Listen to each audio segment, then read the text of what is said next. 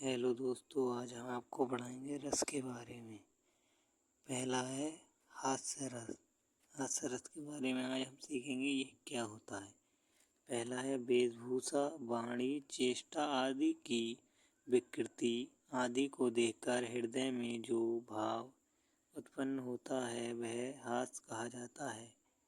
यदि हास्य विभाव अनुभाव तथा संचारी भाव से पुष्ट होकर हास्य रस में परिणत हो जाता है। यहाँ पर यहाँ तक आप याद भी कर सकते हैं, हास्य कहा जा सकता है और ये उसका उदाहरण है। या आप खुद से भी अपना छोटा उदाहरण याद कर सकते हैं। दूसरा है वीर रस की परिभाषा है युद्ध अथवा किसी कठिन कार्य को करने के लिए जो उत्साह जागृत होता है उससे वीर रस की निष्पत्ति होती है। उत्साह नामक, पहले तो आप यहाँ तक भी याद कर सकते हैं। दूसरा है उत्साह नामक स्थायी भाव, विभाव, अभाव अथवा संचारी भावों का संयोग इसके प्रमुख उपकरण हैं। इसका नीचे उदाहरण दिया हुआ है।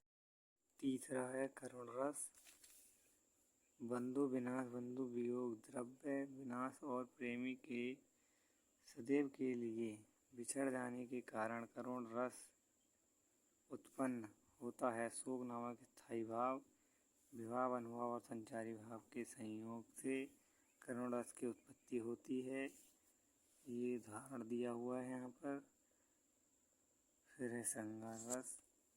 नायक और नायिका के मन में संस्कार रूप में स्थिति रति या प्रेम जब रस की अवस्था में पहुंचकर आस्वादन के योग्य हो जाता है तो वह श्रृंगार रस कहलाता है।